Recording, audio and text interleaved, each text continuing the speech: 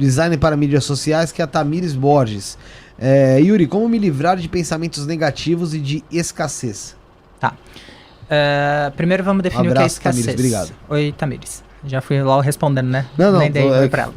Vamos primeiro, acho que é importante a gente definir o que é escassez. Tá. Fica mais fácil a gente colocar escassez enquanto falta. Então, escassez é igual a falta. Então, eu posso ter escassez, não só escassez financeira. Eu posso ter escassez de várias formas. Eu posso ter escassez de sentimentos. No caso dela, ela tem escassez de bons pensamentos. Escassez de amigos, escassez de familiares, escassez alimentares. Tem vários níveis de escassez. Então, sim, dentro do cenário que ela está vivendo hoje, qual que é a principal falta que ela tem? Então, o que ela disse aí, a primeira coisa, ela não consegue ter pensamentos positivos que levem ela para uma prosperidade. Isso é muito complicado, Yuri. Por quê?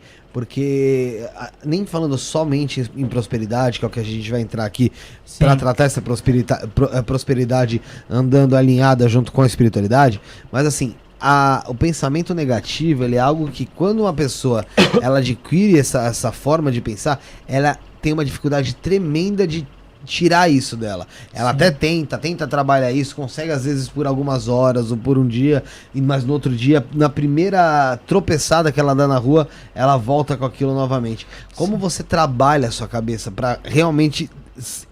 É óbvio, uma hora ou outra vai acabar acontecendo, mas você mudar esse parâmetro de ter, vamos supor, 90% de pensamentos negativos e 10 positivos, para ser o contrário, 90% positivo, para você ficar só com os 10 negativos. Sim, é muito doido, porque assim, do jeito que você tá falando, e realmente isso não do jeito que você tá falando, mas realmente é tão automático, na verdade, o pensamento negativo, que às vezes a gente nem percebe que a gente tá no pensamento negativo. Ele é automático, faz parte do dia. É parte do dia. Né? Então já você acorda, o dia vai ser uma bosta. Você vai pro trabalho. Acordei bem. E aí você tenta batalhar contra isso, né? Então ele realmente. Ele já entrou num modus operandi, vamos dizer assim, da vida da pessoa, né? De muita gente, inclusive. Então, identificar, por isso eu falei, identificar onde talvez está essa principal escassez, ela é importante. Porque ela vai não necessariamente tomar o seu foco de batalha, vamos dizer assim, onde você vai brigar. Mas você começa a ter a dimensão desse problema. E aí, o que normalmente as pessoas fogem é entender a dimensão do problema. Então, eu só consigo, por exemplo, fazer uma reforma de uma casa se eu saber o tamanho do cômodo que eu vou reformar. Né? Eu só consigo... Que nem hoje, lá na minha casa, estava pedindo um orçamento de uma parte da casa da piscina para trocar o motor, tudo. Eu preciso falar, né? Qual que é o tamanho da piscina, quantos litros ela tem, para que a pessoa me passe um orçamento da dimensão realmente do que eu preciso ter. Então, quando a gente entende o que está acontecendo, uma análise mesmo que... Obviamente que se você está na maior parte do tempo com pensamentos negativos, a sua análise ela vai ser muitas vezes até mais negativa do que realmente parece, né? Porque quando você faz a tua análise com base numa vida que está difícil, de muitos pensamentos negativos, com baixa vibração, você tende a ver pior do que parece. Mas ok, esse é o primeiro momento. Vamos entender onde que está o buraco e qual que é o tamanho desse buraco. Então, ok, a minha principal escassez, a minha principal falta está em pensamentos negativos. Beleza, primeiro ponto. Segundo, onde normalmente esses pensamentos acontecem?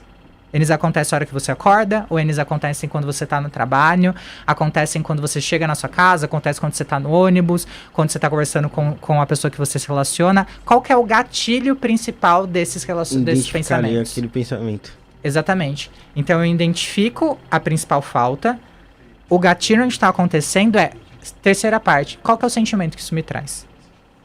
Quando eu identifico esse pensamento negativo, vamos criar aqui um gráfico mais fácil, né? Então o pensamento, a minha principal problema é o pensamento negativo e ele acontece quando eu chego no trabalho. E aí chega no trabalho, por quê? Eu não quero trabalhar naquele lugar, porque eu ganho pouco, porque, sei lá, o lugar é feio. Qual que é o sentimento que isso me traz? Raiva. Me traz tristeza. Ok, o seu problema não é mais o pensamento negativo, é entender a sua tristeza. Porque o que vai te conectar com tudo que você já viveu não é o seu pensamento, é o seu sentimento. Então essa tristeza que você está sentindo no trabalho, ela começa a ser avalanche. Ah, eu tô triste porque eu tô trabalhando num lugar que eu não gosto. Nossa, mas eu também tô ficando triste porque a minha mãe brigou comigo ontem.